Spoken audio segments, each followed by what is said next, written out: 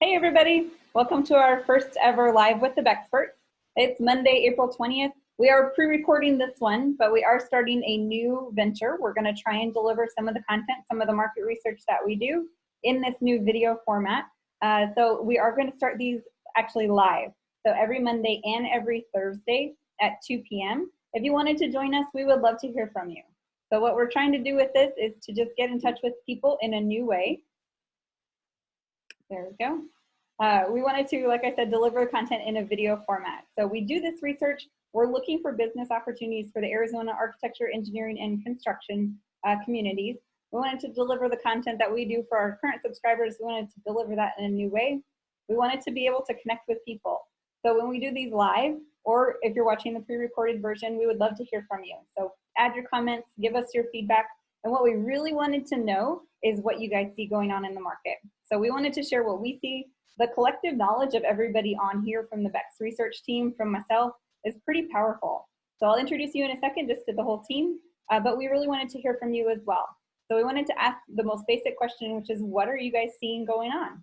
So add your comments. If you're on the live chat, you have the ability to do this. We are doing these via Zoom webinar. So everything after today will be available live, and you can add your comments. You can make this a networking opportunity by adding your chat comments to all panelists and attendees. So that's kind of a key thing. We wanted to be able to connect people. So right now we can't really hold our in-person events, which is kind of a drag. I can't really ask you guys to coffee. I can't go out to lunch and have these meetings where I would normally get to ask questions. So we're gonna try this video format. We're gonna try and connect ourselves, try and connect with you, the market, and just ask really what's going on. Last goal of these Zoom webinars, these live Zoom webcasts, is to introduce you to the rest of the BEX team. So I'm gonna kind of go down the line and they're gonna wave as they're introduced. Kristen Amato, she's our senior researcher on the public side. So all infrastructure, public works projects, that's Kristen Amato, as well as Amanda Murray. She's our other public side researcher. And then on the private development, private commercial real estate, all your development projects, we have Jeffrey Huff, market researcher for the private side, and Roger Alvarez, private side researcher as well. So we kind of put a little bit of structure to this. The format and the structure, like I said, it is a Zoom webinar. We are doing them live, so you can chat, you can ask questions. Hopefully we can answer them. So ask away. We would love to hear your feedback. We would love to hear what you guys have going on. We want to know what's going on in your world. And then we'll go through kind of what we see. So we're going to go to the public side first, go to the private side, and then at the end, hopefully we'll have a chance to answer some questions. We'll kind of wrap it up and kind of make some conclusions and insights from you, the audience. So that's kind of what we're trying to do. So with that, I am going to kind of ask the research team. So Kristen Amato, one of the things that you do for us every week, or twice every week, is you search the public procurement sites. It's kind of a hard task. You're looking at like 600, 700 websites each issue. What do you see happening on the public side? Yeah, so on the public side, as far as procurement activity goes, things are still moving forward. I noticed this past week that a lot of the solicitations that are coming out seem to be for the smaller projects that have a valuation that's less than $5 million. The municipalities, for the most part, though, are adjusting. They're switching to electronic bid submittals, electronic bid openings, virtual pre-bid meetings. There are a handful of municipalities that are still scheduling in-person pre-bid meetings, but for the most part, those meetings are scheduled for later in the month or even into next month. I did notice a handful of revised due dates during my past sweep.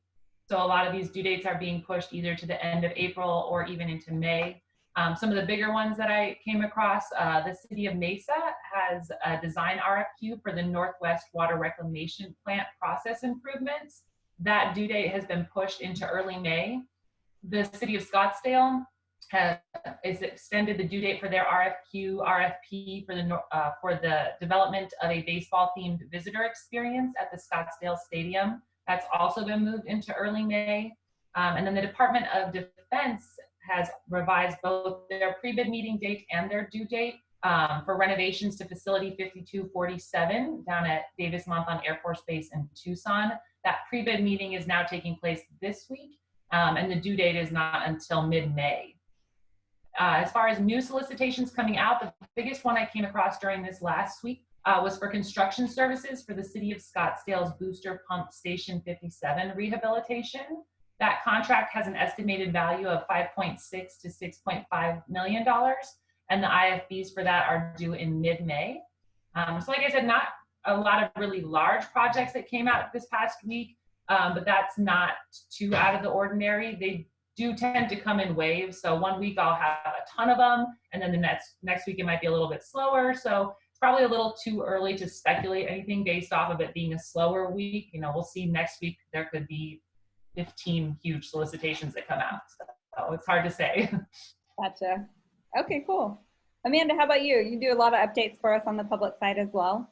What kind of interesting projects have you come across in the past week? Some of the interesting projects I would say is Idea Tempe would be one that kind of interests me. They finished the first phase and they were supposed to start working on outlining the second phase. But the feedback I received is that they won't really have an idea of where they're going with it for 3 months after the pandemic is over. But that kind of was with the idea that it ends around like May, but we don't know if it's gonna end around May. So that's kind of up in the air. The Tucson Convention Center though is moving forward. They kind of took this as an opportunity to jump on the project since it's basically closed. They're not holding events there right now. So they started the parking garage and then they started the interior of the project, and they're looking to finish that off at the end of the year. There's some that are kind of up in the air, like the Baldy Mountain shooting site. The GC is ready to go, but they're just waiting for the Bureau of Land Management to give them the go-ahead. But those are some of the interesting ones I've seen. I think that the municipalities have worked through like a trial and error period, and they're going to start being able to move forward in the way that they want kind of going forward. Okay, very cool. Thank you. All right, on the private side, Jeffrey, tell me about a project or two that you've put in the last week. Yeah, so there are a few projects that are through still. The Villas on Superstition is going to be a new multifamily development in Apache Junction. It'll have 52 units on an otherwise undeveloped piece of land. And then another developer is going to be bringing a senior facility to Buckeye.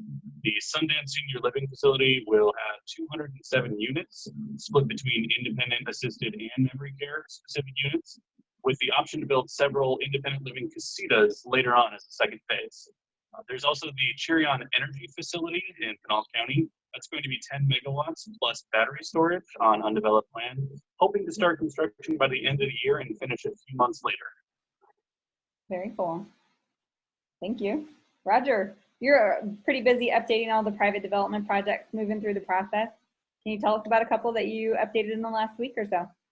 Yeah, so what we're seeing on the private side is just a lot of stuff sort of with no movement and sort of what I think is a lot of talk going on in the background between developers and owners. So two of the biggest projects that were just put on hold or just on a pause for now was the Caesars Republic. That was close to $100 million project that already held the groundbreaking ceremony. Everything was put in place. The permits were issued and they stopped it a week before due to the health crisis. So that just gives you an idea of how big of a crisis we have. And then the Vibe Tempe was another hotel project in Tempe, Arizona. And I was in pretty good talks with the developer, and they were supposed to start construction in Q1 2020. And then out of nowhere, he's like, there's no news now. We're not going to be breaking ground anytime soon. So get back to me in 6 to 12 months and we'll have some news then. So that's sort of what we're seeing across the board. I think it's just a lot of talks going on in the background, sort of evaluating if it's a risk or not to do these projects. A lot of like Hampton Inn and Suites, Holiday Inn and Suites, just sort of those big chains of hospitality projects. There's so many going on across the country. So that's right now, a lot of them are just being canceled. I know one was canceled in Casa Grande. They canceled the Holiday Inn and Suites just because they said there's no foreseeable occupancy in the future. So it's going to be interesting to see which projects come back over the summer and in the next couple of months. And then one other thing I noticed is that a lot of the city council meetings, they were mostly just focused on COVID-19 over the past month, and they were pushing out all the private developments sort of to give them time, and then they'll talk about them in the next month. So I think we're going to see a lot of new projects getting announced in the first week of May. I know on May 4th, there's a lot of city council meetings. So we should see some new projects come out then. But other than that, it's a lot of the same. Just stay tuned. We'll have some news for you in the future. So. Gotcha. That kind of mirrors something I was talking to one of the large general contractors about, one of the execs at one of the largest GCs in town. They said pretty much anything that wasn't approved and funded or financed already is being put on hold. And then a lot of the developers are just putting a complete pause on making decisions. There's just so much uncertainty out there. You can't really make a decision. It's hard to want to commit millions or tens of millions of dollars when you don't really know what's going to happen next week. Yeah. That's definitely something that I see as well. So thank you guys for that. I am going to get back over here because that's kind of what we were trying to do. And so with this, with our live webinars, is we will be able to see everybody's chat, see everybody's responses. So again, if you're doing this, if you're watching the pre-recorded one, we'd love to see your feedback. Does this format work for you? Is a quick update by video something that you would want to tune into? We're available. We want to hear from you. We want to hear your questions. If there's projects that you're hearing about, things that you're seeing happening in the market, you wanted to ask us if we see the same thing or different, we'd love to hear from you. The slide on your screen right now just has the next one. So when we try and do this again on Thursday, April 23rd, it will be live. It's a Zoom webinar again. And with that ID number on the screen right there, you should be able to log right in. If you wanted to get on the mailing list so you actually get invited to all of our events, definitely check out our website, azbex.com. That's azbex.com.